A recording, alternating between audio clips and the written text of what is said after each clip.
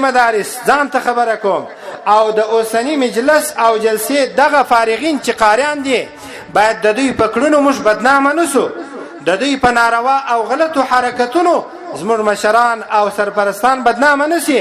حافظ صاحب کنه غلط چلن کوي، قاری صاحب که تکبر وکي، قاری صاحب که ورشتان غچ کړل، قاری صاحب که ژیره ووهل، حافظ صاحب که ژیره ووهلله، زما زه د هغه حافظ څخه سوال کوم خدای نه کرده که د دین اسلام یو عالم بدلار سو، خدای نه کرده زه د هغه څخه سوال کوم ما ته دې جواب راکړي. زه دغسې عوام ورونو ته بیا کوم جواب ووایم؟ وایي تاسو خو هغه کسان یاست، ستاسو د مدرسو څخه هغه حافظان نه ووتله چې ژیرې ووهللې، هغه قاریان نه ووتله چې په محل کې پر امام باندې سوالونه شروع کړله، 2 لفظه 2 سورتونه 2 آیاتونه یې قرات ووایه، د سپین ږیري عالم سره جنجال شروع کړي، تکبر یې وکړي، ورته ویې ویل الحمدلله غلطه وایه. نه قاری صاحب، نه حافظ صاحب، عالم صاحب، ستا په علم، ستا په اوس فراغت، ستا په اوس قرائت، ستا په اوس حفظ او ستا په اوس تقریر او وعظ باید د نورو سره شخړې او جنجالونه رانسي. ستا په کردار قاری صاحب زه باید ونازېږم.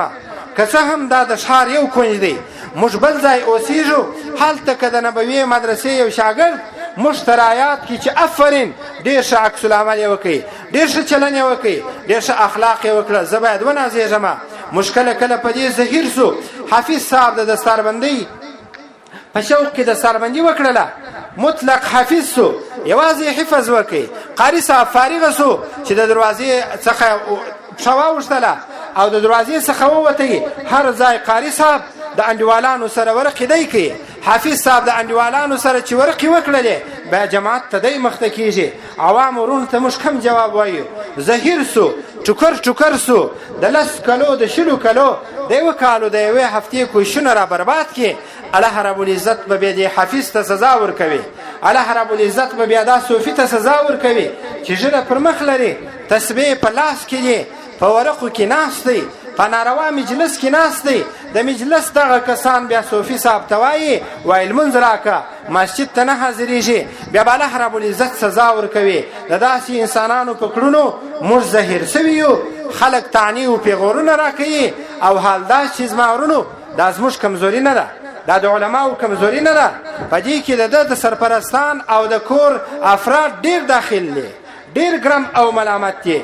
زموږ سره څو ساعته تېروي، رخصتۍ ستا سره دي، شپې ستا سره دي، ډوډۍ ستا سره ده، میلې ستا سره دي. په دا څو ساعتو باندې که دی زموږ سره تېروي او وروسته خراب سو، مدارس والا مه ملامتوئ، مدرسو والا مه ملامتوئ، علما مه ملامتوئ. د صحابه کرامو بل عادت دا و، د یوه صحابي په ټوله تاریخ کې داسې کړنه څوک نسي ثابتولی چې د صحابي په خبره دي یو چا نبی ته پیغور ورکړی وي. د یو صحابي په کار دی یو چا نبی کریم صلی الله علیه وسلم ته طعنې او پیغورونه ورکړی وي.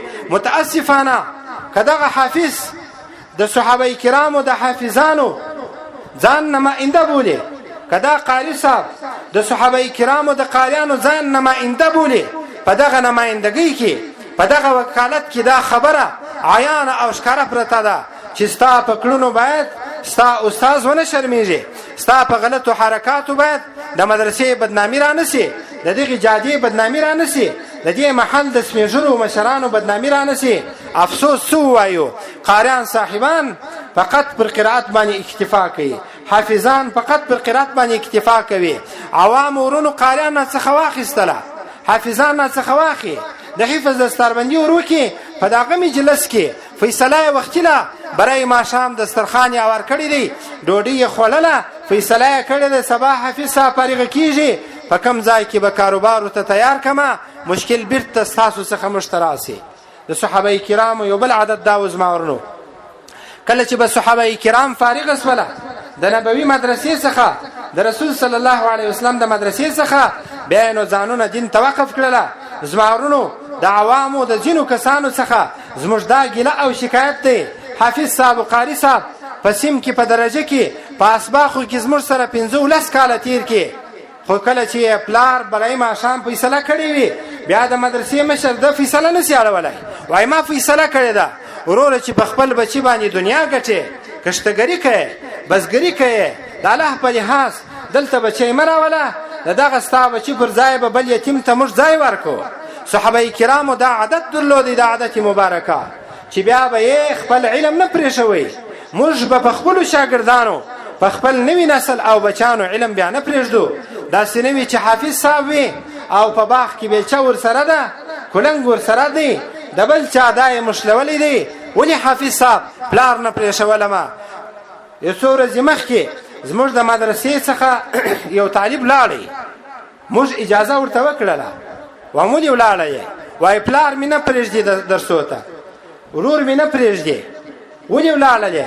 وایي پلار راته وایي چې بچې زما سره اوس د لو وخت دی، اوس د باغو د اړولو وخت دی، د هر چي چې وخت دی زما سره کار وکړه. نو که تاسو په خپلو بچانو زمارونو کار کوئ، اوس لا علم مه پکوئ، اوس یې لا مه راولئ.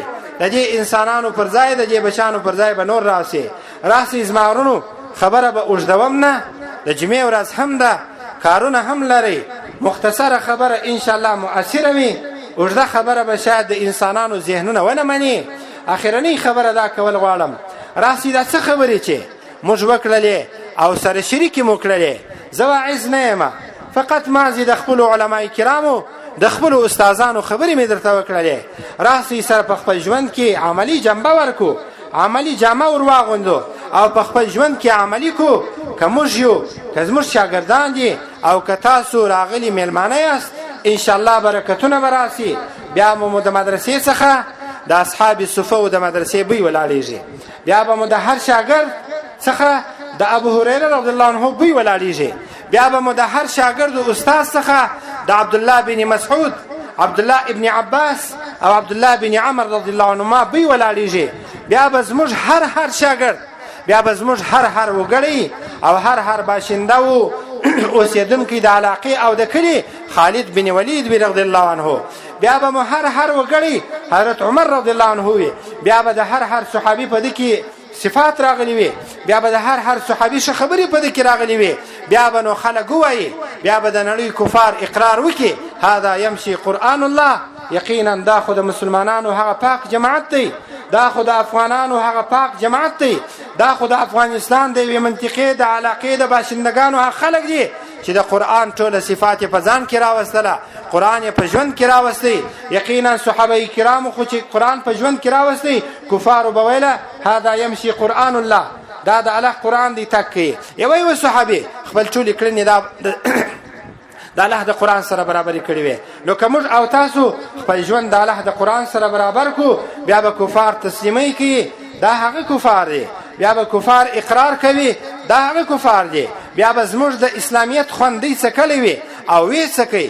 دی چې کله اسلام راوړي بیا خوند معلوم سي. متاسفانه د افسوس خبره د بیان په آخري کې بیا را نقلوم، هغه ده چې موږ په خپلو عملونو باندې، په خپلو کارونو تجارتونو باندې یوه نمونه داسې نسو پیښولی چې کافر ته یې ثابته کو چې راسه زه په دغه نوم نه او په دغه تجارت باندې د اسلام خوندونه تا ته در وڅکمه، د اسلام په ډوډۍ کې موړ کمه. هر ځای چې وینې مسلمان به بد عمله وي. زه دا نه وایم چې په بد عملي دي د اسلام خارج دی، نه. مسلمان چې بد عملي شروع کړله دی خودی مسلمان، دی خودی ایمانداره، اما کړنې یې داسې دي لکه مخکې چې وویله بیا مو خلک زیروي. د حفیظ صاحب او د قاري صاحب په غلط کردار تاسو موږ زیروئ، خو ستاسو عوام ورونو په غلط کردار باندې کفار موږ او د اسلام زړه زیروي، او د کفارو خنجر بیا د اسلام په زړه کې وموښلي، د مسلمانانو په زړه کې وموښلي، د فقهاو په زړه کې وموښلي، د محدثینو او مفسرینو زړونه ور زخمیان کړله د عوامو مسلمانانو په غلطو کارو، غلطو خبرو او په پوچو ارادو باندې. اخرنۍ خبره زمارونو زموږ د مرشد او د شیخ د جلک آغا صاحب خبره ده، هغه دا ده ښه کارونه به کوو، بد کارونه به نه کوو، ښې خبرې به کوو، بدې خبرې به نه کوو، ښه چرتونه به وهو، بد چرتونه به نه وهو. الله رب العزت و ما ته